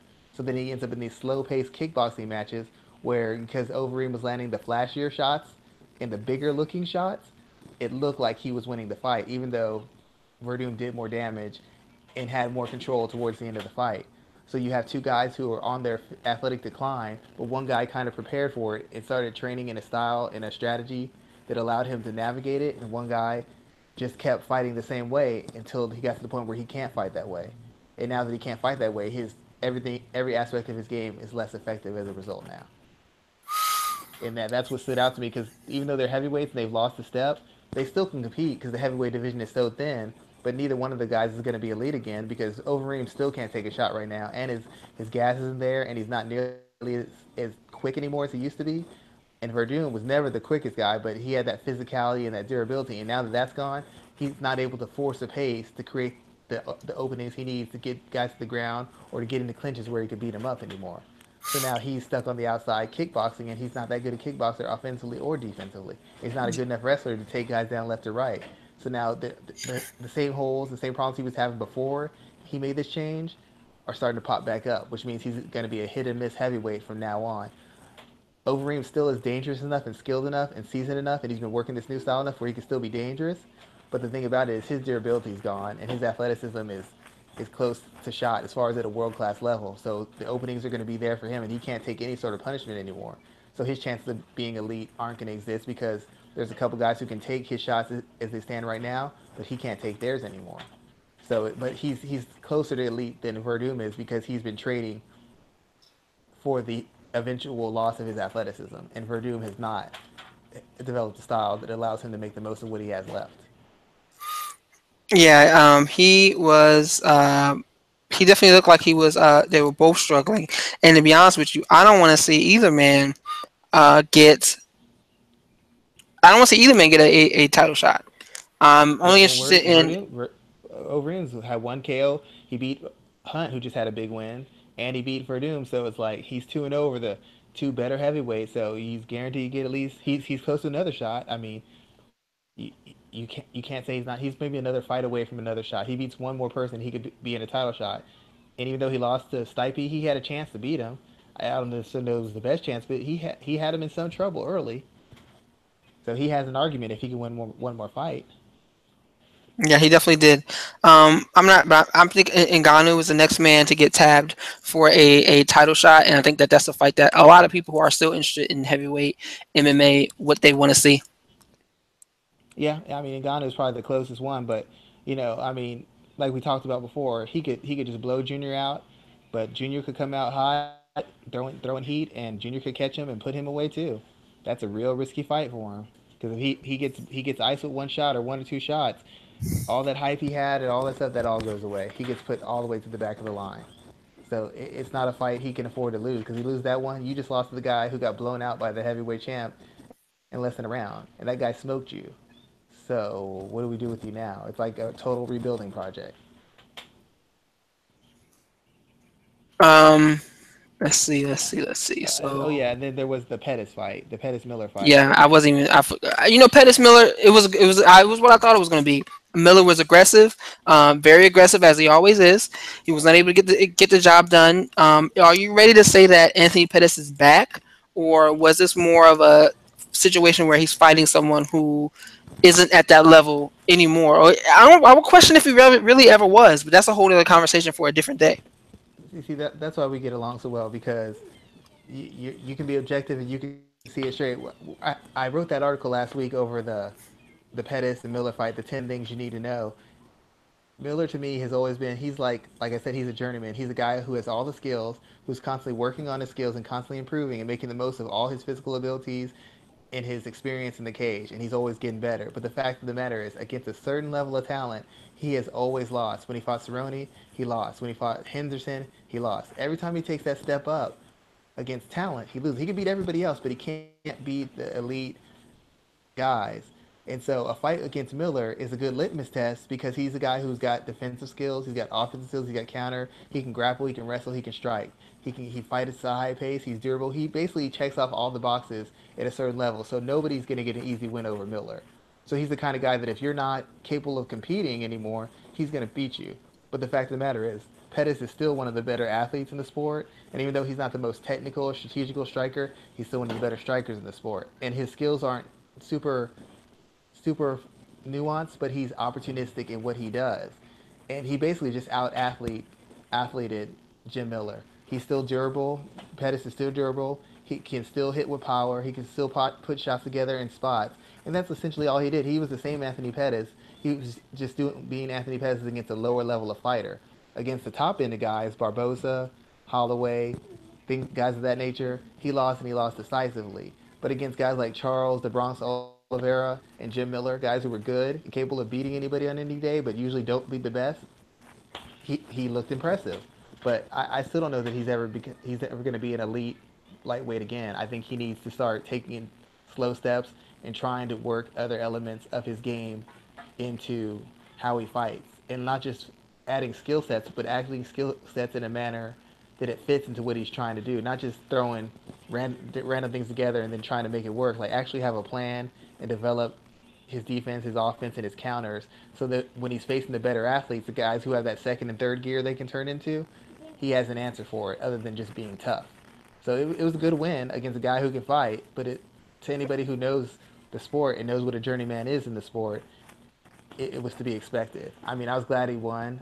I was glad Miller put on a good performance, but it looked like the same Anthony Pettis to me for the most part. What's next for him? If I'm him, I'm trying to fight somebody who's like a step up from Miller. I'm not trying to take huge jumps forward as far as fighting the top guys. Like, take some time and start working on your craft. Take some time off. He broke his hand, so he needs to take some time off. Take some time off. Find a guy who's a little bit better than Miller. Try to work some of those new improvements in a live situation and then take the next step. Stop trying to jump right back to the title. That's what got him in trouble in the first place. He tried to go, lost the title, I'm trying to get right back to it. No, take some time. Rest, get yourself together, come up with a new game plan, work on your skills, and slowly work your way back up so that when you get that opportunity, you're able to make the most of it. You stop trying to skip steps. That's what got him in trouble in the first place as a fighter. He skipped too many steps depending on his athleticism. Now he needs to do it the right way and work his way back up. I don't know who else is under there right now. Maybe Benil I Dariush actually, when he comes I back. actually got a, I actually have a name that Yeah, we're gonna mention later on in the show. So hold off on that part. yeah. But is there anything else that stood out from you for you this past weekend? The Travis Brown loss was it was oddly depressing to me. Why was that? I was actually kind of sad by that because I don't know the guy, but it just seems like he wants to win and he just can't. He just keeps finding ways to lose. He really does. I the thing is sad. This is going to be what I point out that kind of stood out for me the most for this fight. Derek Lewis is a damn savage. Did you see what he posted on social media after Travis Brown lost? I did not. He sent a tweet to Ronda Rousey saying, "Hey Ronda, I'm so sorry that just happened." Wow. Dude has no cares in the world, but yeah, I'm never been a huge Travis Brown fan. I think that he's a stellar heavyweight. He had his time. He was unable to kind of turn that corner, and I think you're going to start to see some decline from him. Dana White is saying that he thinks he should retire. I don't think he's at that point yet, but definitely at a point where he um, he is struggling to keep up with the rest of the division. Well, his management has done him any favor. He shouldn't have taken the fight. Even though I thought he had a chance, he shouldn't have taken the rematch with Verdum. He shouldn't have turned right back after fighting Velasquez. He shouldn't have taken that fight. He shouldn't have turned right back around and took Verdum. The Lewis fight was reasonable. The fight with Olenek was reasonable, and he could have won either one of those fights. And I'm not personally invested in him. It's just when he's sitting on the mat, like just sitting there, like what happened? Like how did we get to this point? And in both fights, he had opportunities to win. He was so close to stopping Derek Lewis. He was Hmm. so close to stopping him, and then for it to turn around like that. So it's not so much that I'm invested in him. It's just, it's like seeing somebody who just feels looking at somebody. It's one thing to see a guy lose, you can handle that, but seeing the guy look lost and just completely defeated, like nobody wants to see that. Like I'm not that kind of person. I don't get any joy from seeing that, and he just looks lost and totally defeated. And as a person who defines himself as a fighter, have an effect on so many different layers. It's not like a regular person like me. I go spar and get beat up. It's fine. I can handle it. I expect it because I'm not a fighter. But for somebody who defines himself as such, you know that's a emotionally damaging thing to have to go through. Definitely is. And I agree with you there through and through. I want to take a moment to talk about the fights we have coming up this weekend because, as we mentioned, this is a crazy busy month for the UFC. We have UFC Fight Night 113, and Gunnar Nelson is fighting Ponzinibbio in the main event. My eyes are actually more on the Cavillo Calderwood fight. What is let's talk about the main event first. Nelson Ponzinibbio. What are your thoughts on that main event? I really think this is. I actually did a piece on this. It's actually for another site, but I did a piece on it. Um, this is a two-parter, and it's really a matter of it's Gunner's fight to lose. He's the better athlete. He's the better grappler. He's not the better striker overall, but he's got the better tools to strike with. So in theory, this should be the fight he wins. The only thing is he hasn't improved as a striker. He has the same tendencies, the same holes, and the same weaknesses. So it's a matter of whether he's going to be able to make these strategic changes, like being a little bit more aggressive, using his side kick more because he doesn't use a jab to maintain range, and to use those takedowns, even if they're not successful, is ways to break up the pace and the volume. Because Ponzinibbio is a guy who hits hard, he throws a lot of volume, a lot of different techniques, puts a lot of pressure on you. And the stance that Nelson uses is a traditional martial arts stance. So he's light on that lead leg. He likes to throw the side kicks and snap kicks and question mark kicks and explode in straight lines with short bursts of offense. And with a guy like Ponzinibbio who counters heavily and throws a lot of volume and attacks with a lot of volume, he's going to serve himself up for a lot of punishment if he can't find ways to break that pressure and break the pacing that Ponzinibbio has. So essentially, he's a better athlete, better overall fighter, but in this one area, which is the overall striking, as far as his boxing and his ability to attack and defend at mid range, Ponzinibbio has a huge advantage. If you watch every one of Gunnar Nelson's fight, when he gets in that mid range, guys chop him up to the legs, they chop him up to the body. So if he can pressure him and put him against the fence and catch him in that mid range, stick a jab on him and start chopping him down, putting that volume on him, he's gonna take him apart because Nelson has no answers in that range. He's all the way in, all the way out, and he's got to be able to do that and transition in and out the entire fight cleanly. If he can do that, he's going to win. He'll take him down, he'll submit him. He might knock him out on the feet because he's that much better of an athlete. He hits that much harder. But if he can't, if he's getting pushed back to the fence and he's not able to create space where he's going to have to work at a higher pace to stay away from that offense of Ponzinibbio's because he's putting out so much volume and pressure, he's going to chop him down, wear him down, and probably put him away. But I'm going to say that Nelson's going to beat him. I'm going to say that Nelson's going to come out a little bit more aggressive. He's going to use those slick trip takedowns to either break the pacing or to get him down in the finish. I think he's got too many skills. I think he's a better athlete. I think he's physically durable enough that he can last through. But if it starts going longer, the the longer that style goes, the more openings it has. And if Ponzinibbio can hang on early, then he can do what Rick Story did and essentially just walk him down and start chopping him up, chop with that leg. That leg's there on entry and on exit to chop up, and that body's there and his head's there. So if he can get through about this second half of the second round without taking too much damage, he should be able to walk Nelson down. It's just a matter of which Nelson comes out. If Nelson comes out and pushes him back, he's going to be good. If Nelson lets him dictate pace and range, it's going to go bad for him and it's going to go bad real quick. The thing is, man, where the hell you just said something that kind of made me. Where the hell's Rick Story been? He got knocked out by Donald Cerrone, and that was it for him. That's right. That's right. I forgot all about that fight. Yeah, So he yeah, switched camps, even though he was on one of the biggest win streaks of his career, and then he switched camps and summarily got knocked out. I think he was injured too. He said he was hurt. He was fighting because he needed the money. So he's actually might be. I understand he's taking a break to like go to fireman's school or something. that's right. I did remember hearing about that, which is again another fighter looking for another job to kind of keep themselves financially stable. Yeah, he almost You fought. have He to. hasn't I fought mean, in it's almost not a year. viable. He hasn't fought in almost a year, and he was on a pretty good run there too. So let's continue the show here. We have a co-main event on Saturday, which I'm very interested in. A women's fight between Joanne Calderwood and Cynthia Calvillo. Calvillo is someone in the strawweight division that a lot of people are looking to have a pretty big run and a pretty big stake in this division here. What do you see in this fight between her and Calderwood coming up? It's amazing how quickly they move Cynthia Calvillo. I mean, she's won her last two fights, but she hasn't won her fights over anybody who's a name in the division. But I'm thinking that they're impressed by her athletic talent and her skill set. Her being attached to the Team Alpha Male doesn't help. But as I said before, I think the fact that she comes from a Hispanic background is also something they're trying to push. They're hoping that they can bridge the gap and get and break into that market. And seeing that she's undefeated and she's an exciting, high-paced, physical fighter, that's they're hoping that they're going to be able to transfer her over and make her kind of a crossover star, kind of maybe a more legitimate version of Paige Van Zant. Um, Calderwood's a good matchup for her. Calderwood's a good fighter. She's very experienced. She's a good striker. But the thing about it is Calderwood has a problem with a couple things. Defense, her defense is awful. It's always been awful. Secondly, she has a problem with aggression. And third, she has a problem with athletic fighters.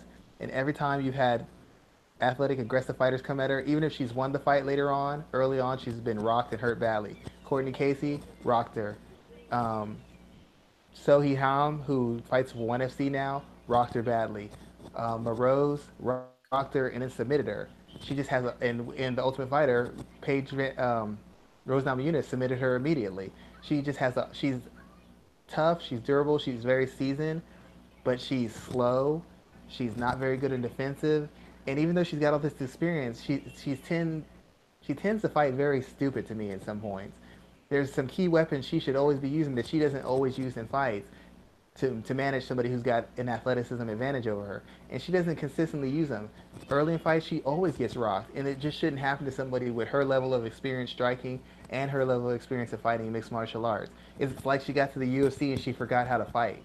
Like how to fight responsibly and defensively with some defensive awareness. Because in multiple fights, she's been rocked and hurt very badly. It just happened so many times, you just expect it. Jessica Andrade is another person who finished her quickly. So I'm thinking Calvillo's got the advantage over here because she sets a high pace. She doesn't hit. She's not a knockout puncher, but she hits. She has some power. She throws a lot of volume, and she's got such a quick takedown game and it's such an effective transition game. She's so unique and orthodox with her transitions that she can finish you from literally in a position where she can create a scramble. She can get out of any position and submit you. The way she submitted Amanda Bobby Cooper was just amazing. 90% of fighters can't do that. the way she got out and finished her like that. And so I think that's going to be the biggest problem because she's going to set a pace and come out early and jump on Calderwood. And Calderwood's just never been good against girls who are quicker than her, who are super aggressive and don't give her that respect. When you give her that respect, she can assert, she can impose her will. She can start chopping you down with leg kicks. She'll use that front kick. She'll kind of step behind a jab a little bit, and she'll kind of walk you down, get in clinches and beat you up, take you down, and then beat you up or try to submit you. But when you don't give her that respect and you come right at her, it's like she doesn't know what to do. And I can't imagine that she's improved this that much in this short of a time frame. It's been a problem for years in her career, and I can't imagine that it's not still not a problem for her, especially since this is a weight class that she prefers not to fight at. She's made that abundantly clear that she doesn't want to fight at this weight class, but she's fighting at it anyways because she didn't think she had a choice. So I think it's a good matchup for Cavillo. It's given her a chance to fight somebody who's susceptible to all the areas she's strong in, and it's just a matter the only chance in my mind that Calderwood has is if she fights a smart, disciplined veteran fight. She has the experience. There's nothing Cavillo's going to do that she hasn't seen before. It's just a matter has she developed legitimate answers for what Cavillo's going to do. And at this stage of the game, the things that happen to Calderwood just shouldn't happen to her. Like you can't be this deep in fighting and make some of the mistakes she makes in stand-up exchanges or in grappling exchanges. So I would like to say Calderwood because I like to go with experience, but it seems like in a lot of fights she's not taking experience. She's just taking punishment because the same thing keeps happening over and over again against a certain type of fighter. And once again, she's facing that type of fighter who's also a dynamic finisher on the ground. So I'm going to say that Cavillo is going to win it. I don't know if it'll go to decision. I tend to think she'll finish her, but she could win a decision too because all you had to do, Calderwood's such a late starter, but I'm thinking she's going to finish her within 2 rounds. Um, and even if she doesn't, I think she should be able to have enough of a lead that she should be able to cruise to a third round decision, even if she doesn't finish her in the first 2 rounds. I just don't have enough faith in what Calderwood's going to do, or that Calderwood is going to do the right things to win the fight, in my opinion. I'm concerned because I think that Cynthia is someone that can become a star for this division, and they're kind of pushing her to the top very quickly, which I've never been a fan of. So we'll see how it plays out long term for her and this division because the strawweight division is definitely growing and it's growing interest. They have a great champion. They have a number of strong contenders. They have Michelle Watterson, Claudia Rose, Paige, Felice. They have names in that, and it's growing. Cynthia is someone who can be added to that name, that group, especially if she pulls off a win against Calderwood here. But I think that this might be throwing her in the deep end a little bit too soon. Well, I see that point because Calderwood is durable and she's tough, but who else would you put Calvillo in who has a rank and has a name who would be more dangerous? She couldn't be against Nama Yunus. I wouldn't put her in I against wouldn't. No, Claudia. I wouldn't put her there. Let's look. I definitely wouldn't put her in that fight so soon. But She as much as you I can't put her against Herrick. Herrick's not going to take that fight. love my girl Angela Hill's there. He'll, You, he'll just he'll just came out of a fight though. He'll fought this weekend, last weekend. yeah, no, I'm saying she did, but I'm saying like that fight could have been made in the future. Let's see who else. Yeah, Um, I mean that fight could be made down the line, but Hill just had her second win of the UFC, and that took that was in between like a 2 year period. Cavillo's won two in a row. you can put her in Why there with isn't he Carla. taking the fight against Hill? You can put her in there with Carla Esparza. I think Mm, that would be interesting to me. Jessica I could, I Aguilar. could, I could, I could see that down the line, but as far as the fights they were taking right now, Esparza wouldn't fight Cavillo because Cavillo's not a big enough name in her opinion. Claudia's not going to fight her. Herrick's not going to take that risk. I mean, it's like Calderwood's dangerous, but she's the right kind of dangerous. She can finish you. She can get it going further enough because she has power, she has strength, she has experience. But she's had a historical problem with athletic, aggressive fighters. And so you're what you're hoping is that Cavillo's grappling heavy attack and her athleticism is going to be enough to overwhelm Calderwood early to either finish her or come out to such a lead that Calderwood can't make up the difference. And when they were going to put Paige Van Zandt against Calderwood, I actually was thinking that Paige Van Zandt would get Calderwood because Calderwood is such a slow starter. By the time she kicks into gear, she could be finished or she could just be 2 rounds down and have to get a knockout and have to get a knockout to win. It's a dangerous fight, but it's the right kind of dangerous fight because Calderwood has the right has the right weaknesses. She has some very concerning strengths. She can grapple a little bit. She's good for top control. Her ground and pound, her striking, but her defense is just so bad. Everybody puts hands on her, and she is just so slow at this weight. She's not explosive at all. Like she looks like she's moving in slow motion a lot of times when I see her fight at this weight. She just physically manhandles people and beats people up. But I don't think she's going to be able to do that against somebody with Cavillo's grappling acumen and the people she works with. She could walk her down. That's very possible, but it's just as likely that she could get beat up and submitted with the quickness because it's happened to her numerous times. It's happened to her twice. It happened to her against Moroz. It happened to her against Andrade, and Andrade's not even that good a grappler. She's a dynamic athlete, but she's not a great grappler. And she finished JoJo. So I think it's the right kind of fight. If she loses to JoJo, it's fine. JoJo's an experienced, tenured girl who's highly ranked. If she beats her, now you have to start talking about Cavillo as a legitimate standout person in the strawweight division. And I don't think Calderwood has as broad a skill set or as deep a skill set as someone like Nama Yunus. This is a better fight for her, for Calvillo, than Nama Yunus was for Paige Van Zant. I could see Calvillo win this fight. There was no chance Van Zant was going to beat Nama Yunus. So I think this is actually good matchmaking. It's a little bit of a risk. There's some danger there, but it has to be some danger for anybody to take it seriously and to be counted as a feather in Cavillo's cap. There has to be some danger, but it's the right kind of danger, in my opinion. Exactly there. So, yeah, that's some interesting breakdown there. That's a fight that I'm looking forward to seeing when it does come up. Is there anything else from this card that stands out to you? That name that I was thinking about mentioning too for Anthony Pettis, Paul Felder, Anthony Pettis, Paul Felder. I think that would be an interesting fight. Yeah, that would be a good fight. Um, there's a lot of debuting guys I haven't had a lot of time to write footage in. I'm always a Leslie Smith fan. I'm kind of interested to see how she does. She's fighting an undefeated fighter, in this weekend, and she actually had another name fighter she was going to fight, but they got injured. So now she's going to be fighting an undefeated young fighter. So I'm always a fan of her because she's willing to take whatever challenges presented in front of her. When they wanted someone to fight Cyborg, she jumped at it. When Irene Aldana got put in the UFC, she jumped at that. She's just looking for any opportunity to show what she can do and to apply her trade, and I admire her for that. She's literally never scared of any challenge, whether it's a union, it's calling out the UFC, or it's calling out the biggest fighter. So I'm always a fan of what she sees, and she always puts on high energy, exciting fights. So I'm always interested in seeing her fight. Good analysis there, man. So, what are you working on this week? What do you have coming up? Well, I had an article on the fight between Valerie Letourneau and Emily Ducote for the for the for Bellator, but unfortunately that fight was canceled. I spent a lot of time on that piece, man. I really worked hard on that, and I was like, can't.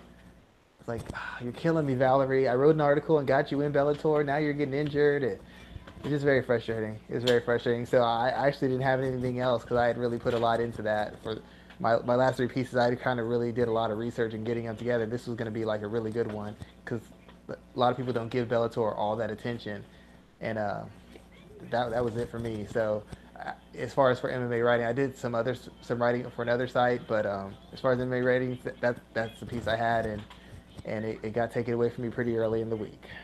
Ha. So I am working on. Just got my piece out there about for Connor and Floyd on Complex. Did an interview yesterday about competitive grappling. That piece will probably be up in Bloody Elbow later on this week. I'm covering another story there too as well about a new organization that's being created by Kenny Florian and some others.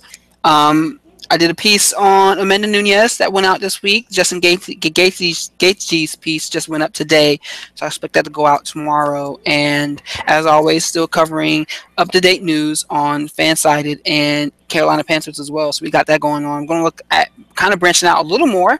Got some ideas, but we'll see what's going on with that. I mean, you're doing a lot of work. And side note, I should probably say is like I write for another. It's like a slight/slash magazine. It's called Severe MMA.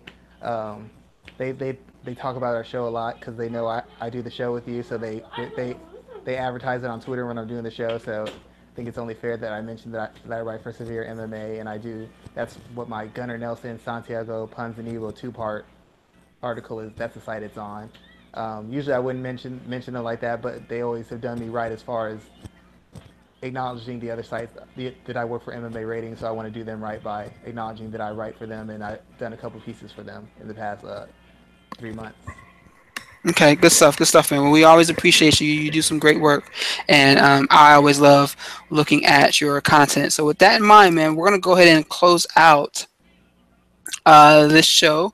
We will be back next week, and as always, talking about some of the biggest news for MMA and everything going on in the sport. So definitely, thank you for listening to the MMA Ratings podcast. Check us out on Instagram and Twitter at MMA Ratings Net. Go to the website MMAratings.net and be sure to catch us on iTunes, Stitcher, SoundCloud, and YouTube each and every week. Thank you, everyone, And and guys, go ahead. we don't think we forgot. We will be having some interviews coming up very soon for you. So we didn't forget. We're not slipping on that part of our game either. We're just lining it up as we speak. So we'll have some big news for you in the coming weeks. Definitely, definitely. So with that in mind, everyone, thank you all and have a great day. Yeah, take it easy, sir. So